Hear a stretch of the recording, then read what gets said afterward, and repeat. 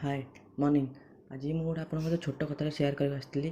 ଆଉ ଆପଣ କେମିତି ଅତି ସହଜ ଭାବରେ ଏଲ୍ ଟେଷ୍ଟ ଏକ୍ଜାମ୍ ପାସ୍ କରିପାରିବେ ସେହି ବିଷୟରେ ମୁଁ ଆପଣଙ୍କୁ ଟିକେ ଇନଫର୍ମେସନ୍ ଦେବାକୁ ଆସିଥିଲି।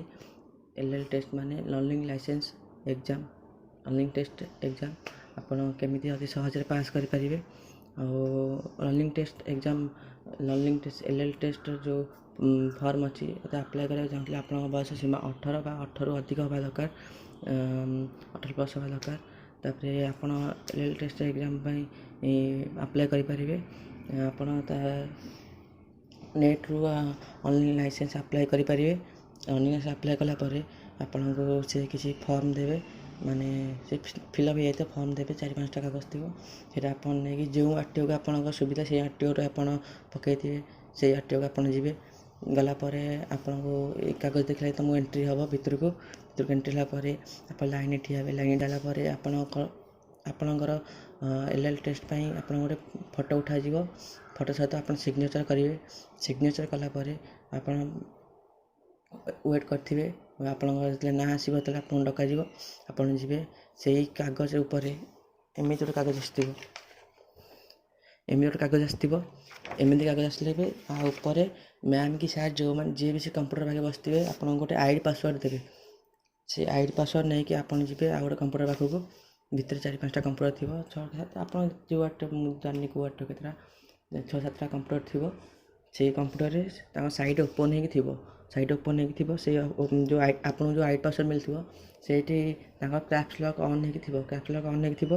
ସେଇ ID ପାସୱାର୍ଡ଼ ଆପଣ ଏଣ୍ଟର୍ କରିବେ, ଏଣ୍ଟର୍ ମାରିବେ। ଏଣ୍ଟର୍ ମାରିଲା ପରେ ଆପଣଙ୍କୁ କୋଶ୍ଚିନ୍ ସବୁ ଆସିବ, ମଲ୍ଟିପୁଲ୍ ଚଏସ୍ କୋଶ୍ଚିନ୍। 20ଟା କୋଶ୍ଚିନ୍ରୁ ଆପଣ ଯଦି 12ଟା କୋଶ୍ଚିନ୍ ଆନ୍ସର୍ ଦେବେ ତାହେଲେ ଆପଣ ପାସ୍ କରିବେ, ନହେଲେ ତ ଆପଣ ଫେଲ୍ ହେଇଯିବେ। ସେଥିରୁ ଗୋଟେ କୋଶ୍ଚିନ୍ର 4ଟା ଆନ୍ସର୍ ଆସିଥିବ। ଆପଣ ଯେଉଁଟା ପରଫେକ୍ଟ ଆନ୍ସର୍ ସେଇଟା ଆନ୍ସର୍ ଦେବେ। ଆପଣ ଚେଷ୍ଟା କରିବେ କି ପ୍ରଥମ 12ଟା ହିଁ ଆପଣ ଠିକ୍ ଆନ୍ସର୍ ଦେଇକି ପାସ୍ ହେଇଯାଆନ୍ତୁ, ବହୁତ ଭଲ କଥା। କିନ୍ତୁ 20ଟା କୋଶ୍ଚିନ୍ ଭିତରୁ ଆପଣ 12ଟା କୋଶ୍ଚିନ୍ ଆନ୍ସର୍ ଦେଲେ ଆପଣ ଏଲ୍ ଟେଷ୍ଟ ଏକ୍ଜାମ୍ ପାସ୍ ହେଇଯିବେ। ଆଉ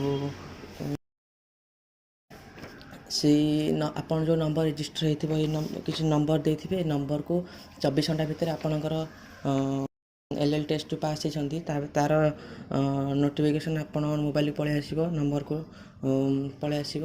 ଆପଣ ସେଥିରୁ ଏଲ୍ ଟେଷ୍ଟ ଏକ୍ଜାମ୍ ପାସ୍ ହେଇଯିବେ। ଏଲ୍ ଟେଷ୍ଟ ଏକ୍ଜାମ୍ର ପାସ୍ ହେବାର 24 ଘଣ୍ଟା ଭିତରେ ତ ଆପଣଙ୍କ ପାଖକୁ ତ ମେସେଜ୍ ପଳେଇ ଆସିବ। କିନ୍ତୁ ମେସେଜ୍ ଆସିବାର 10-12 ଦିନ ପରେ ଆପଣ ଯାଇ ନେଟ୍ରୁ ଏମିତି ଗୋଟେ ଏଲ୍ ଟେଷ୍ଟ ଯେଉଁ ପାସ୍ ହେଇଛନ୍ତି ତା'ର ଗୋଟେ ସାର୍ଟିଫିକେଟ୍ ଆପଣ ବାହାର କରି ଦେଇଥିବେ। ଏଥିରେ ଆପଣଙ୍କ ଫଟୋ ତଳେ ସିଗ୍ନେଚର୍ ଆପଣଙ୍କର। ଆଉ the licence is valid from 6 month only 6 ମାସ ଭିତରେ ଏଇ ଏଲ୍ ଏକ୍ସପାୟାର କରିଯିବ।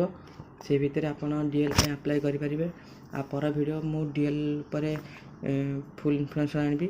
ଯଦି ଭିଡ଼ିଓଟା ଭଲ ଲାଗିଲା ତାହେଲେ ଲାଇକ୍, ସେୟାର, ସବସ୍କ୍ରାଇବ୍ ଜମା ଭୁଲିବେନି। Tata bye.